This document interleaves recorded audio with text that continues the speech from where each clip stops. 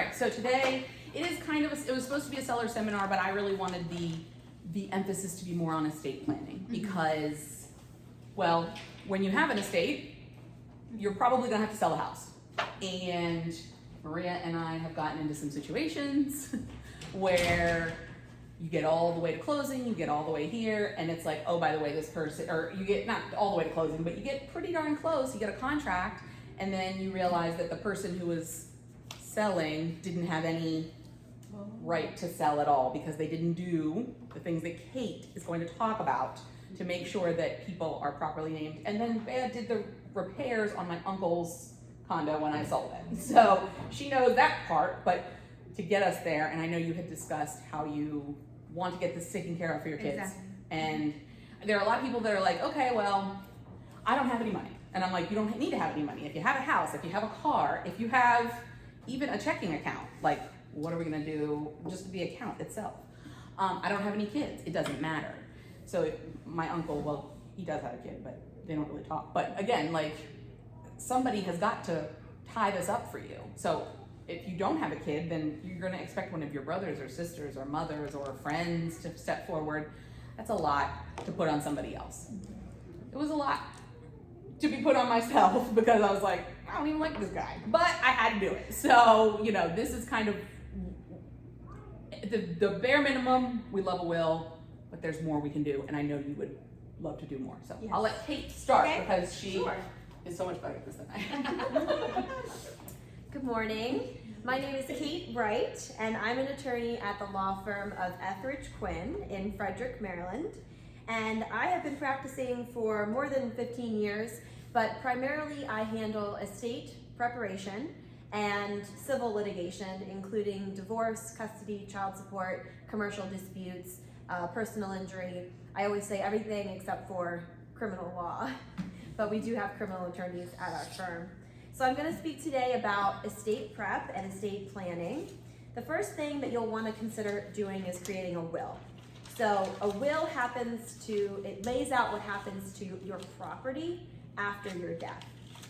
The first thing you'll do is appoint a personal representative. That means someone to take your estate through the probate process in court after you pass away. If you're married, that usually tends to be your spouse.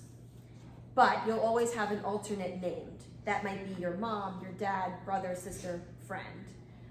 If you have no one to appoint as personal representative, the court will select someone for you, and that might be an attorney in the community. Kate but there is my personal representative. Yes, but there are fees associated with that too. The will also identifies the people who should inherit from your estate. Those are called beneficiaries, and you lay that out in the will as well. The will also appoints a guardian for children. So if something happens to you and your spouse or partner at the same time, you need to identify who should take immediate possession of your children and how they will be provided for upon your death. And I'll get into that a little bit too. If you are married with children and you die without a will, your spouse gets half the estate. Your children get the other half. A lot of people say, why do I need a will? My wife will just get everything. My husband will get everything. That's not how it works. Without a will, you die. It's called dying in intestate succession. And it means that the court follows a statutory procedure to say who should inherit what from your estate. And the spouse gets half. The children get half. I didn't know that. Yeah. Why am I just learning this today? There you go. And that's just to protect the children, you know, because if you die and let's say you were separated for a long time, you want to make sure that the children are provided for, and also the spouse is provided for. So if the children are minors or if the children are it doesn't matter. Oh. Yeah. Okay. Yeah. If you die with children who are an adult, the remaining living spouse can get the first 100 grand from the estate, and then the rest of it goes to they split the rest in half. What about they're separated, not divorced, but separated, say more than a year? Do they still get half? Yes. Yep. It doesn't matter how long they have been separated. It doesn't matter. Years. Nope. If they're still married. Nope. It's a right given to the spouse in the state of Maryland. Unless you have a will that spells it out. Right. So that is just in the situation of intestate succession. You have no will. that even if you're separated but not divorced, that person has a right to your estate and will get half of it. That's why if you are married, you sometimes will go ahead and go through with the divorce Okay. so that your spouse doesn't inherit. What Allie was saying is you can create a will, but the only problem is if you create a will that cuts out your spouse, the spouse can contest your will and say, I still want a right to the estate. I want to invoke my right to the estate. So it's a bit messier to cut out a spouse that you're not divorced from. Doesn't matter if the couple has been married for 2 years or 10 years, It doesn't matter. they can still contest? Yes. Okay. Yep. Okay. Yep. And it's actually called the right of election. It's a spousal election. You are electing to take your right to have a portion of your spouse's estate. Okay. Sometimes if you're not married anymore, that person will quietly step back and say, hey, I know that I'm not entitled to this, but that's not guaranteed. Mhm. Yeah. So you either go ahead and get the divorce done, or you can put in your will that you want everything to go to your children, but you should have your spouse sign a waiver. Oh, A waiver of that election. That's another option too. Okay. Once your will is done, we file it in this Register of Wills in the Circuit Court for Frederick County. We do not advise people to keep their will in their house or at the bank. File it at the courthouse, because once you pass away, whoever's in charge of your estate can go and pull it, and they know where it is, and the court can put it right through probate. I'm going to speak very briefly on the two other documents that we recommend when you prepare your will. The first is a power of attorney, and the second is called an advance medical directive. So the power of attorney is you're naming someone who can make legal and financial decisions for you if you are incapacitated. So an example is a car accident. You're in a short-term coma or something like that in the hospital. There needs to be somebody else named who could access your bank accounts, pay your bills, talk to your employer. That would be your power of attorney. And then the medical directive is you're still in the coma and somebody else needs to make medical decisions for you. They say you need surgery, they have some questions, what would you want? That's laid out in your medical directive. So when you're doing the will, we do advise that you do the power of attorney and the medical piece with it as well. Sorry, No, I'm just please. thinking.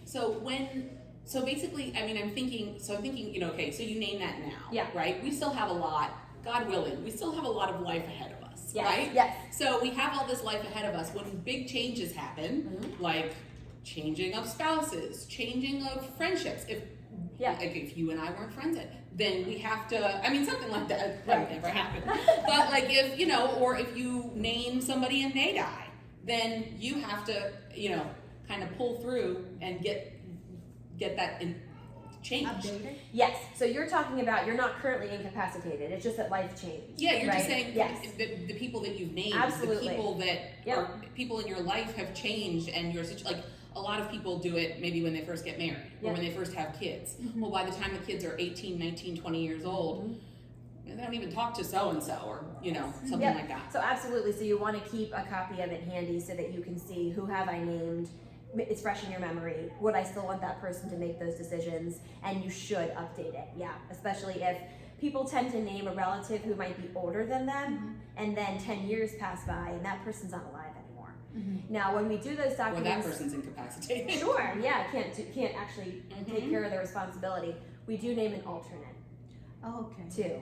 So let's say you named your spouse and then something happened to your spouse. You could look to see who is the alternate on that document. Okay. It was her brother, it was her dad, and that person can have those powers too. Okay. Yeah. Perfect. This is Stephanie. Hi. Stephanie, this is Kate.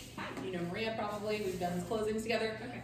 This is Bea, where we just started talking about wills and stuff. Yes. So the short version is just that a will is something that says where your property should go upon your passing.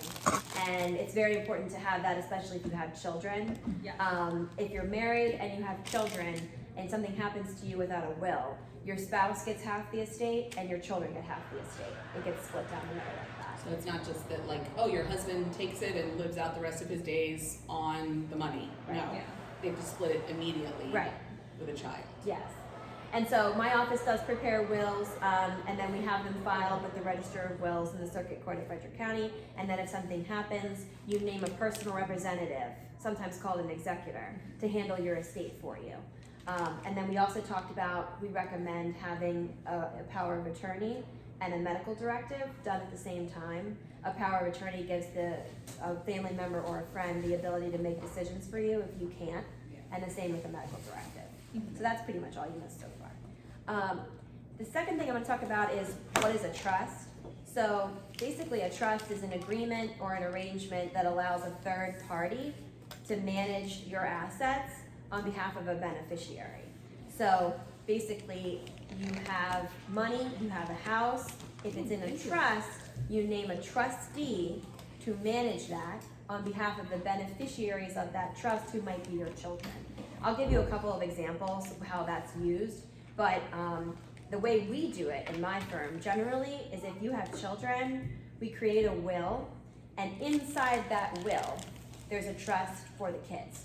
So if something happens to you and your partner, you both pass away at the same time, all of your money, all of your property goes into the trust created by your will. And you name a trustee to manage that trust. It could be a friend, a family member, it could be the children's guardian. So in the will, you identify who's going to be their guardian if something happens to you, and who should manage their trust.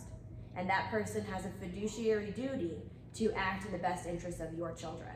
And so we don't. Fiduciary means financial. Yeah. So their job is to make sure that your kids get the most amount of money possible. Right. Pause 1 second. Yeah. So your person that you, another thing that you should know about both of these women is that they both own businesses.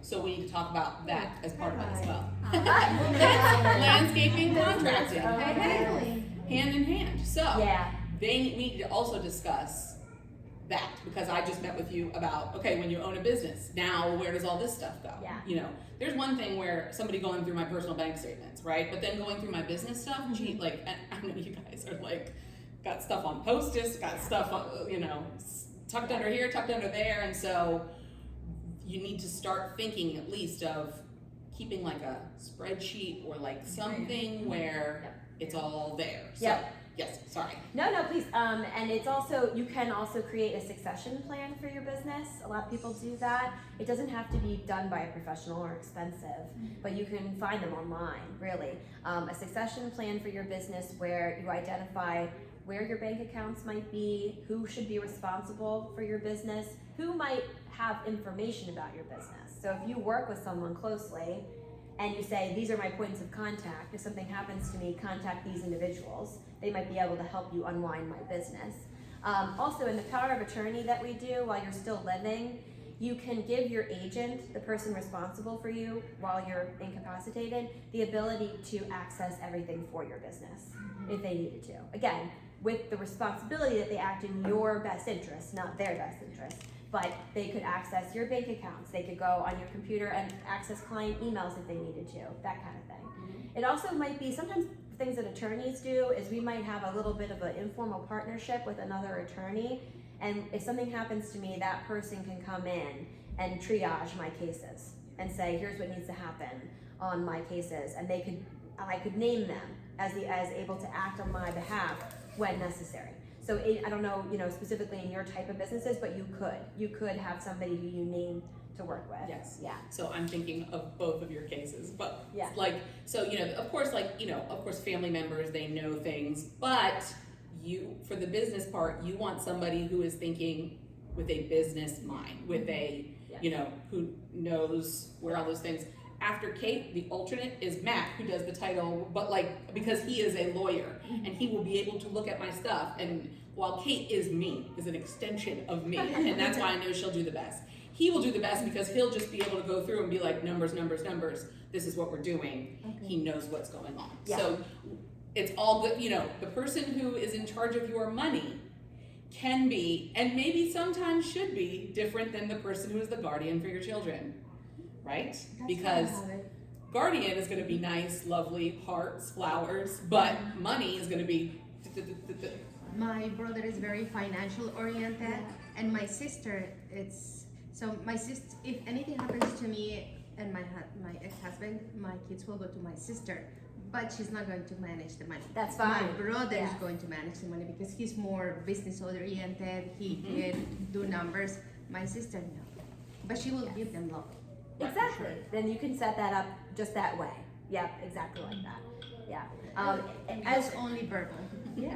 It was As only with verbal. your personal assets and your business assets, like Allie was saying, the most important thing is to have something somewhere that shows where are your accounts, you know, who owns your property, something that a person could go in and start using as information. Even if you just this month, like this month coming up, just get a file of bank statements and tuck them somewhere, put them somewhere special, because then, you know, you can go to Bank of America once you have the letter and say, hey, I need the access to these accounts. That's the bare minimum. Yeah.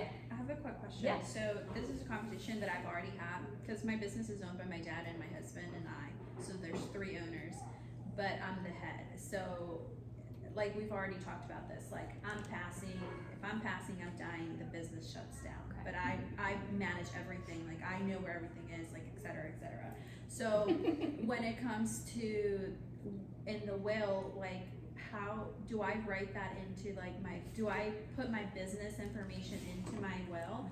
Because I'm not primary owner, but I am like hedgehog.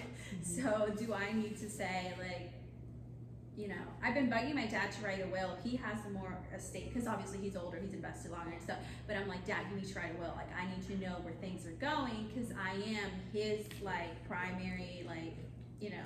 I know her dad too. He needs to get his shit together. Okay. Yeah. Okay. So like my thing would be like, I'm not too worried about what happens to my business, because I know I'm liquidating. If I'm dying, they're liquidating. Like this is it. And they're like keeping money, going down to Mexico, El Salvador. You know what I mean?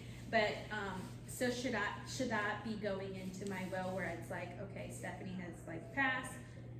Now the business starts to liquidate. That would really That be would be- governed by your business documents. So you guys have an LLC, a partnership. What do you guys have? We have an LLC S corp, Okay. So you have an operating agreement, kind of, yeah. kind of. So technically, those kind of interests would be dealt with through the organizational documents. Okay. If you don't have that laid out in an operating plan, or She can do that too. yeah, Okay. we can help with that too. But really, that's where it would, because the money, the property, and you have a personal property, equipment, it's all going to be owned by the company, Yes. not by you. So what happens after you pass away and what they have a right to do as far as liquidating and who gets what interest of the business Yeah. would be in those documents as opposed to your will. Because your will is going to govern what happens to your own personal property. Yeah. Yeah. And Bea, have you looked at the operating agreement for your LLC recently? No, I have one. When I opened the business, like 14 years ago, I had one. But I haven't looked at it since I opened the business, to be honest. Absolutely need to. Do you own it with someone?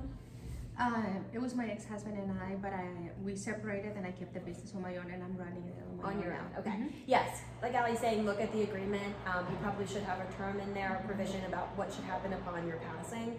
It's more complicated when there are multiple owners, because for you, what your personal representative would do is value your business, get appraisals as necessary, sell equipment, and all the money from your business will be put into your estate for your beneficiaries, because you're a sole proprietor.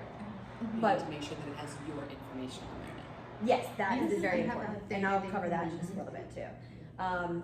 So the trust that we create in the will for your children, that will tell the trustee when and how to give money to your children. So let's say you pass away with $100,000, you don't want your 12-year-old to inherit $100,000 and use it, right? So the trust is going to say they can have a portion of it when they're 20, another portion when they're 22, and until then, the trust can be used for money, housing, education, a car, that kind of thing. All right, so that's what we do with the trust in the will. There'd be a lot of Minecraft purchases. A lot of Minecraft, Amazon purchases, left to their own. Yeah. A lot of people come to me and say, if I get a trust, can my family avoid probate? So if I have a will and I have property, that will has to go through a court process. You have a personal representative, they have to make an accounting to the court, they have to say what assets you had, where they went, who gets them, that's called probate. And nobody can receive any money until the court approves the distribution of your estate. people don't want to do that, and they say, what if I did a trust instead? Mhm. The only problem with doing a trust is every single item of property that you own has to be titled in the name of the trust. Your house, your car, if you had a retirement account that without a beneficiary named, it would all have to be titled in the trust. And there are, a lot of implications for taking everything out of your name and putting it into trust. But if you leave even one single item out, like your car, in your own name, you still have to have a probate process. Just the car. And now it's smaller, it's a smaller, quicker process.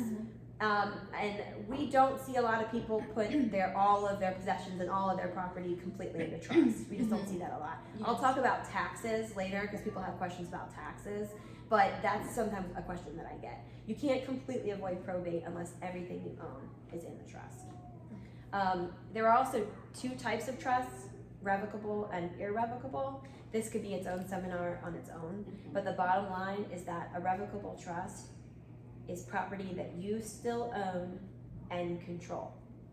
So if you put your house in a trust, you could take your house out of the trust. You could sell your house. You could rent your house.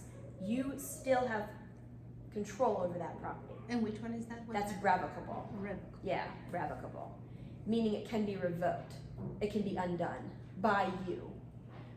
An irrevocable trust cannot be undone by you. Once you put a house or a bank account in an irrevocable trust, you cannot undo it. And you also have no control over it. The reason people use these is to avoid it being taxed by the government.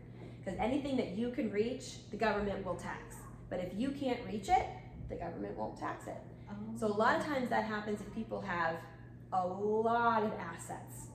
Like they know they won't even need them in the future. They've got an extra $2 million that they want to put in trust, no taxes, and they won't need to change it. They'll put it in an irrevocable trust. And you can also keep those kinds of funds away from Medicare, Medicaid, that kind of thing. But again, you cannot undo an irrevocable trust. So those are the two types. If you are interested in a trust, I would probably suggest having a separate meeting, a different consultation, because there are so many different issues with trusts. Okay, so how estate planning can reduce future stress. I'm sure that these other ladies will talk about it as well. But if you pass away without a will, your relatives are going to search high and low for your information. Somebody has to volunteer to be personal representative or be court appointed, and the court might have to appoint somebody who never knew you, somebody like an attorney. Can I give them an example Yeah. of something that we did together? Yeah. So I lent money through legit paperwork to somebody. They needed help for something, and Amy and I did it. This person died. This person died owing me $8,000. And I dragged, and I talked to Kate, and I was like, how do I do this? And she said, well, if nobody ever opens up a trust, then I have to I gotta open up a trust. An estate? Open up the estate for this man. And by the way, if his other creditors, if he owed on his credit card or anything like that, then they get paid first before I get paid. So I just let it go. I had to let it go. $8,000. Yeah, I mean, originally it was like 13 and we made it down to 8, but that's what happened. So again, anybody can open up a trust. If somebody owes you money, so a client doesn't pay, you can open up a trust on it. Estate trust. That's that's an estate. Forgot, we're a lawyer here, we gotta say things right. Anybody can open up an estate, but you're opening up a can of worms for everybody to come forward who you've ever owed money. Yes. Like Medicare. Medicaid? Well, any kind of lien, so we've had that issue with your uncle. If they owe money to Medicare and they die with no assets, Medicare doesn't recover, right? Oh well, that's taxpayer funds. But if they die and they have assets like a house, Medicare puts a lien and you have to pay it before anybody else can receive it. A couple years before he died, just didn't get insurance, didn't up his insurance because he just was like, and he just kept going to the doctor and kept going here and kept going there, and now we owe $40,000. It's okay, there's money there. Yeah. You knew that? No. It was like 2 days after we got it under contract. We got it under contract. I got $35,000 more. I was like, and then I said, all that money's gone. You sold his house for him. Yes. Yeah. Because Allie was named as personal representative. Yes. Not in a will, but we petitioned to have her named as personal representative. And how did they find out? You tell them, put it in the paper, all that stuff. How did it happen? Oh yes, there's notice requirements. So if Okay. somebody passes away and you open an estate for them, you can't hide the fact that an estate's been opened. It gets posted in the newspaper. You have to post You it. have to post it. You have to make like, oh, this person died. Yes. It's kind of like the Put it in town the crier announcement. back in the day. Yep. It's like, and then they have 6 months to come forward. 6 months, that's a long time. It's a Yeah. long time. And they do. That's how the government found out about it. That's how credit card companies can find out about it. And then they can file a claim on the estate. Are these people like looking at the newspapers like, who died? Actually, yes. Yes. That is so their then, job. That's another thing. I get letters every single day. Mhm. We buy houses for cheap.com. All those people. Yes, yes. I get sometimes at the very beginning. I was getting 6 letters a day Yeah. saying, "We'll take that house from you. Don't worry about it." And I was like, "Stay away. We Yeah. got this under control." Because Allie was identified in the paper and as notice as person representative with her Phone contact calls. information. Because that's public information. Yeah. Mhm. Yeah. They're calling me. Oh, So sorry there's for a your lot. loss, and I'm like, "You're not. Just You're not. You're not. Actually, you sold my house. Right. So one other thing about planning for the future is you want to double check who's on the deed to your property. And this is again something that I'm sure they'll touch on, but do you have a relative, a former spouse? Make sure all deed transfers are done before, because if you separate from your spouse and you leave them out of your will, and let's say they sign a waiver now that they don't want to recover from your estate, but they're on your house, automatic ownership to your spouse, automatic. It's jointly No question. titled. That Even if person- there was a waiver, they now own your house. So you want to make sure and be careful before you add people to your house. I've had clients who were dating someone, they never got married, but they put that person on the house. And then, my client ended up paying the mortgage for a long time because the person, their ex-girlfriend, couldn't afford to pay it. And it's not a tenant. It's not an eviction process. You have to force a sale of the house. You have to sue the other person to get them out because they own the property with you. So even if you've paid all the mortgage, and we'll talk about that, but you've paid all the mortgage and all this stuff, they don't have to leave. They can be paid out. Okay, so the legal consideration for gifting property. A lot of people will say, can I start gifting property to my children right now? Or can I gift property to my parents, or that kind of thing. The only problem with that is consider what you're gonna need in your later years. So I've got a lot of people coming and they're 65 and they say, I'd like to start, my kids need the money now. Can I start giving 30 grand, all this? And I say to them, that's okay, but do you have so much extra that if you needed nursing care, retirement home care, in-home care, memory care, that you could pay those bills without needing to rely on something like a Medicaid facility? And a lot of times they'll say, no, I'm not sure. And I say, well, then you need to keep it, because it's not as if you hand it to your kids and then they'll give it back to you if you need it. So,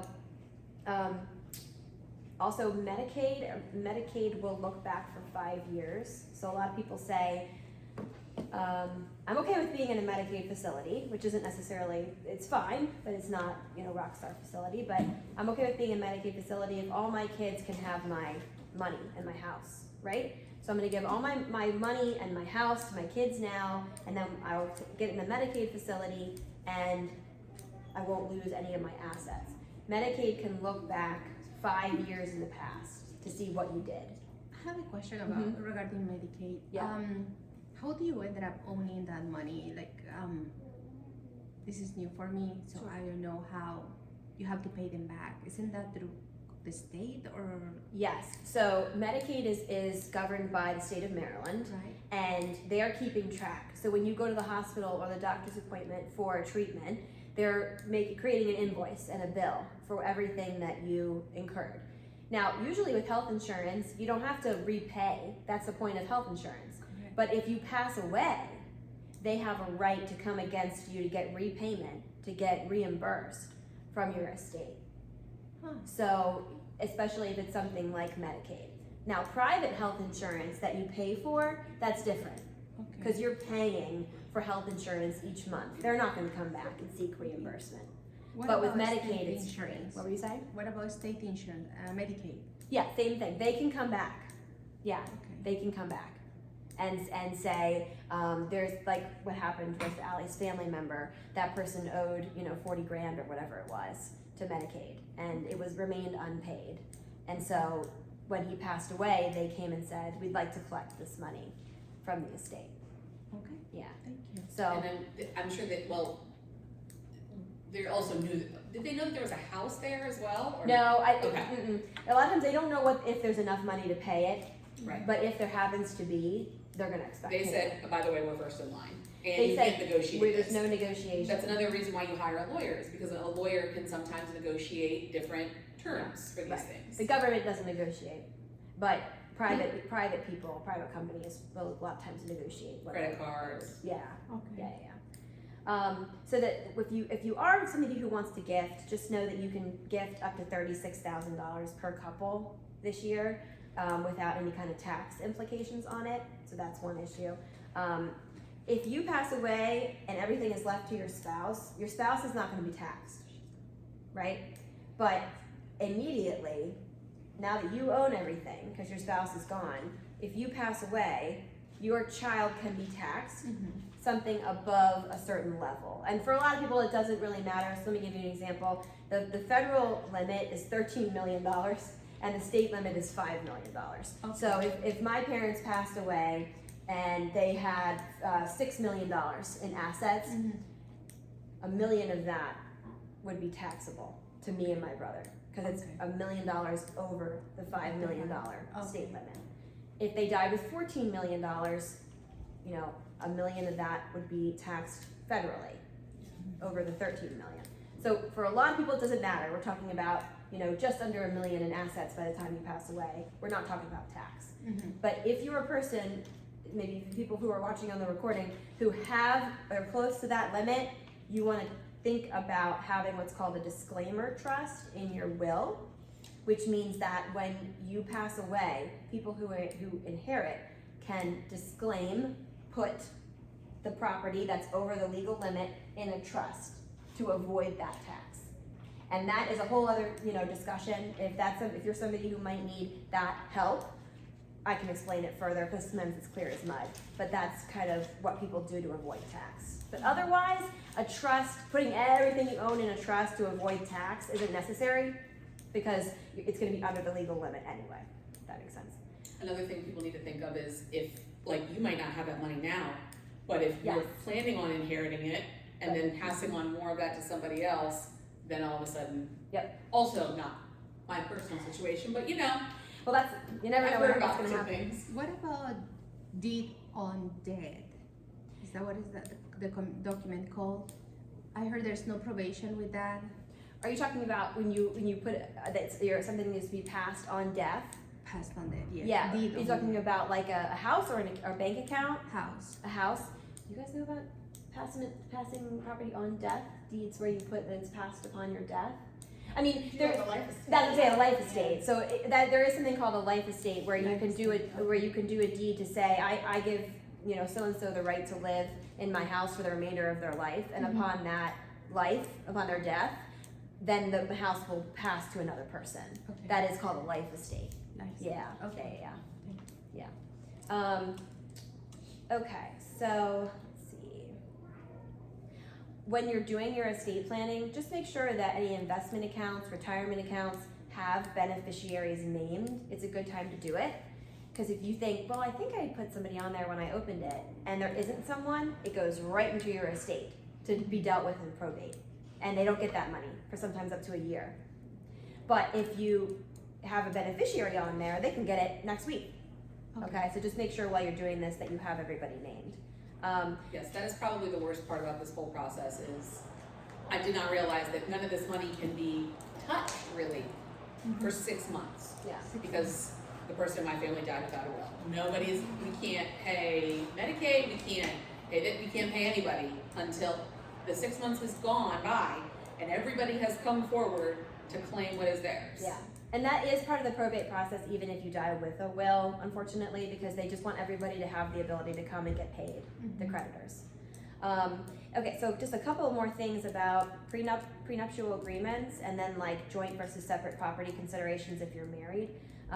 If you are coming into a marriage with substantial assets, it's worth it to think about doing a prenuptial agreement, something that says that everything we owned before we came into marriage remains ours. That's basically what it is. But the one important thing is if you come into your marriage with premarital assets or inheritance and you mix it with your spouse's money in a bank account, it's called commingling. And it becomes what's mine is yours and what's yours is mine. Okay? And a lot of people say, well, I'm getting divorced, but my inheritance from my grandpa is mine, right? And I said, well, where did you put it? In our joint account. What have you been paying from that joint account? Our mortgage, our car payment. I'm like, okay, no. It's commingled. The court cannot take $1 and say this is inheritance and another dollar and say this isn't, right? So if you have inheritance or you have premarital assets, we do recommend you open your own account separately from your spouse. That keeps it very clean, and they could do the same thing on their side.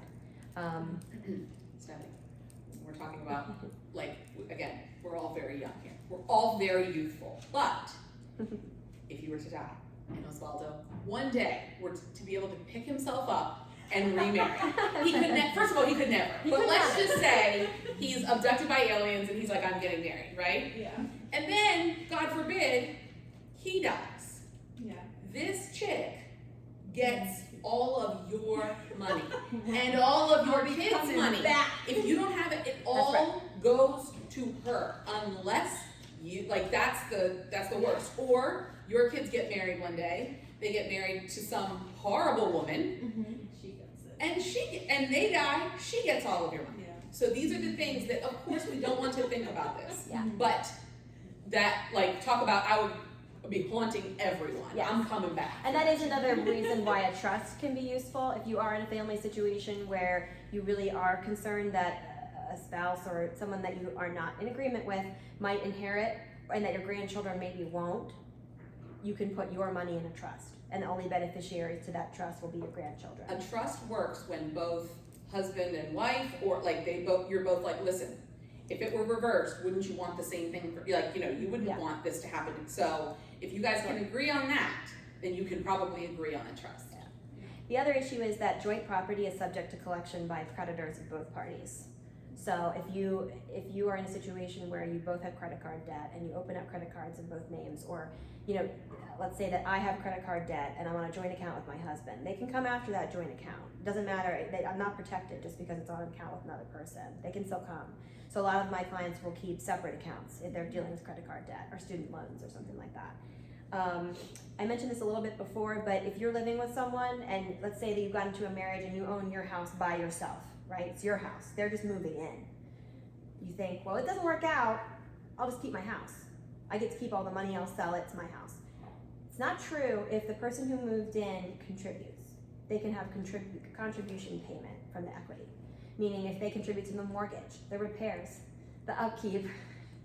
I was legit gonna ask you this. Keep going, because I was gonna ask you about a friend. Yeah, so it is a situation where the court will look, and it's not an automatic right that just because you own the house or your friend owns a house that they get all the equity.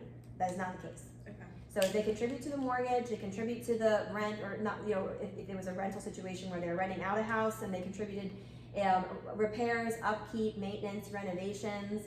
If they're putting money into the house, or they give you money to put into the house for a use, they can get money out of the equity. Good. Wow. And it's not as simple as you show up to, settlement and you say, like, what do you think you're owed? It can be a court process. They can sue. So you could be looking at, 2 years or something until, and the equity from your home is usually put into an escrow account. So you could still sell the house. Obviously, you're not gonna sit on a house you can't afford to pay anymore. But any equity sits in an escrow account for 2 years until the court says, this is what he's entitled to, or she's entitled to. So that's just something to consider. Is there like a name of this process so that I can have my friend read it? She's legit staying in a relationship because she put money in this house and she's not on the deed. And I'm like, girl. There is, there really What's it called so that I can be like, hey, this is what you need to read. The best word is contribution. A right of partial equity from contribution. And I'm happy to send you an email or something and have a separate call. That's no problem. Kate, can we also, I think it's important for them to know how you get paid. So, Sure. Because I think people think like, oh, well, if I talk to a lawyer, I am gonna have to pay so much money. Oh yeah, no, so generally how it works is I always am willing to have a consultation with someone. We have like a 15 to 20 minute discussion to see whether or not that you even need a lawyer in a situation. If it's estate planning, yeah, of course, we usually have flat fees and we have a fee schedule we can give to clients. But if it's something where you say, my friend just needs an hour of advice, or I need a demand letter because this person won't pay me what I'm owed in rent, we work that out more on like an hourly basis. And then, so I always take a call first to see whether or not I can help you, and then I tell you what my fee would be for that matter. And then if you want to move forward, I usually just send an invoice, something Yes, like that. but it's important that you know, it is Yeah. so much cheaper Right. to have her do the documentation, get the will, get the estate plan up front. Yeah. Because now, now that, like, every time she picks up a phone or answers an email from my uncle's estate because he died, but now I'm paying her. Yeah. And that's just, as The complicated. estate is The estate is yeah. paying, right? Yeah. So like any time that is just running up Right. fees. So that flat fee that I could have paid, and it's not a lot. It's not what you think it is. Yeah. Even my dad talked to your associate about doing a trust, Okay. and I was prepared and ready for like this big number, and I was like, that's it? Like, Yeah, it's Totally sort of worth it. it's sort of a pay now or pay later situation. Yeah. You know, if you try to do it yourself, a lot of people go on LegalZoom or something and they just print out a form. Okay, but it may be in the end of the day you're paying an attorney to fix the mistake you did, Yes. and it could cost more. And that's what I was going to say. One of the last things I was going to say is it's important that you make a list of all the assets, contact information, login information, even if you're married, because a lot of times one person will manage the household and the other person has no idea where anything is. Correct. Kate, what is a post-nuptial agreement, and when Sure. would that be beneficial for people? So a post-nuptial agreement is kind of what it sounds like. It happens and it's signed after parties are married. So you're already married and now you want to say, if in the event that we did get divorced, we want to agree right now, what's yours is yours and what's mine is mine. That's legal, it's valid. You can say, we both agree right now not to touch each other's retirement. We both agree that the business is mine and all the proceeds of the business are mine. We agree that when it comes to equity, we agree on a 50-50 split.